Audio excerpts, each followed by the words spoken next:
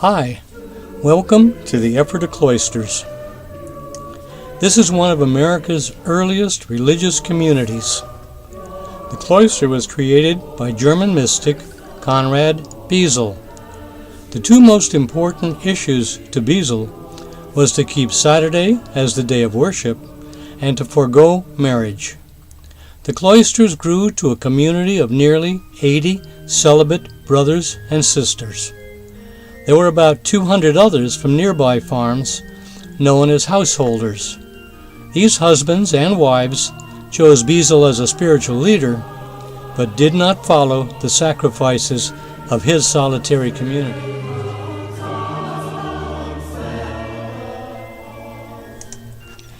The map of the cloisters shows about 22 different locations. However, our Colts group did not visit all those points of interest. We started our tour at the first location, which is the Visitor Center.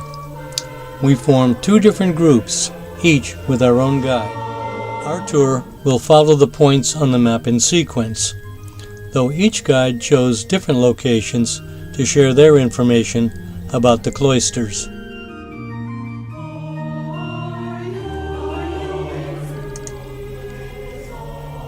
Conrad Bezel moved about 6 times to different locations in the cloisters.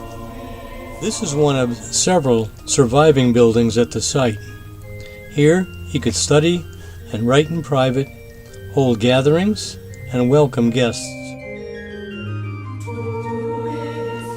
The sisters' house is known as the Saran.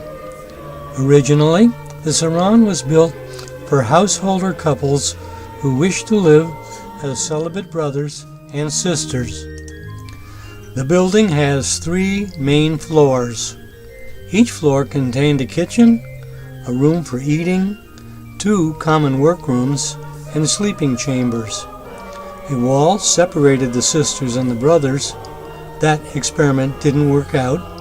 The wall was soon removed, and the brothers moved to another location.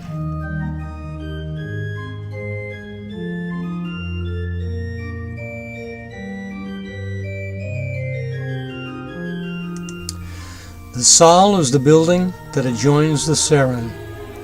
It was used as a meeting house and a prayer room. The sisters worshipped in the saal each midnight, and the brothers gathered in their own saal. The services consisted of scripture reading, lessons, and music.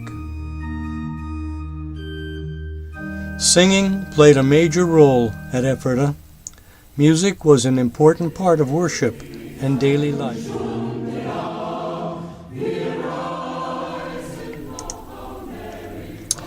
Bezel and his followers composed original words and music.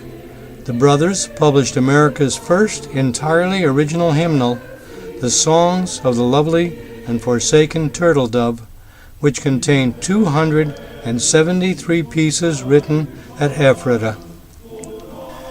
From an edited excerpt in his book, How Sweet the Sound, Music in the Spiritual Lives of Americans, David Stowe describes Bezel's music as melodies that glide up and down a major scale, pausing at the tones of the triad. Rhythm is a series of quarter and half notes, but with unexpected holds and no conventional meter. The 4-part harmonies are sung in unison by women, except for the bass line. Did you notice the sheet of music does not show any words? Our guide explained that the music and the words were hand-printed, but not on the same paper as the music. Choir members held the music in one hand and the words in the other hand. Single men and women dressed in hooded, loose-fitting, monastic white robes made of linen or wool. They went barefoot in all but the coldest weather. This is Brother Bill and Sister Joyce showing the monastic fashion at cloisters.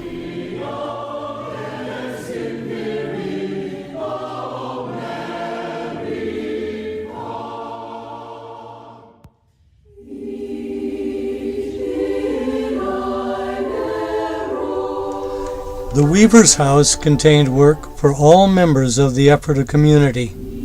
Flax, the source of linen, was planted by the brothers, and everyone helped to harvest and clean the fiber.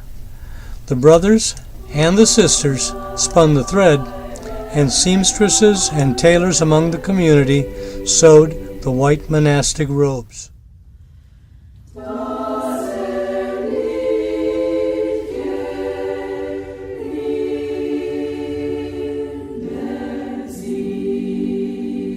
The academy was a private school for the householders. Most of the teaching focused on reading, writing, and arithmetic, but one enterprising teacher also offered chemistry, measuring, surveying, and astronomy.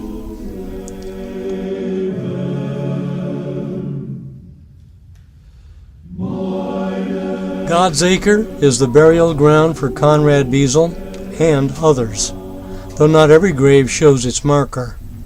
The earliest marked grave is 1767, and the last burial took place in 1961.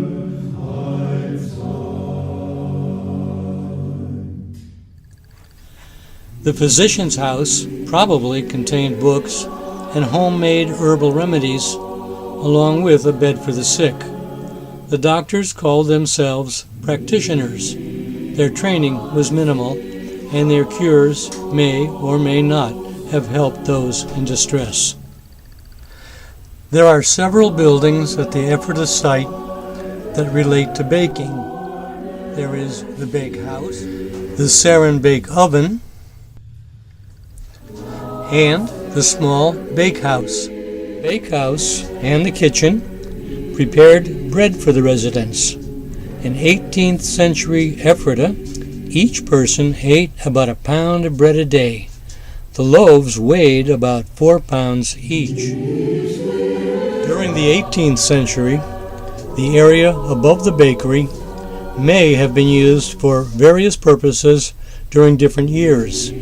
It might have been a workspace, a storage area for food or clothing, a care center for widows, and for householders who had not yet moved into their own homes.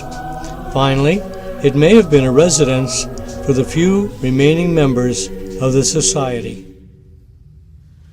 The Sarin bake oven, constructed in the early 1820s, was used to serve the needs of residents renting space in the Sarin during the later years of the community.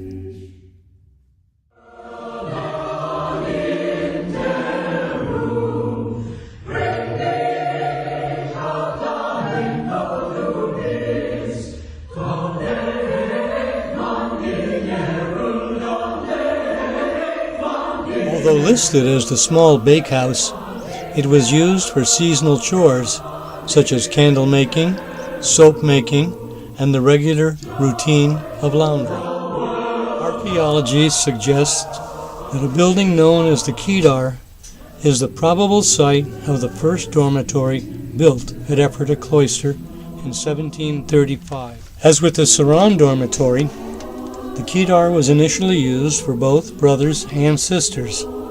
Also, like the Saal, a prayer house was added. I suspect this photo, shown in the Ephrata virtual tour pamphlet, is a reconstruction of the buildings, as the originals were torn down around 1800. This is the location of the brothers' house, known as Bethania. Like the Sarin, the brothers' house had kitchens, eating areas, workrooms, and sleeping chambers. Archaeology suggests Bethania was also used as the print shop. Later, a prayer house, like the Saal, was added. Both structures were demolished in the mid-1800s.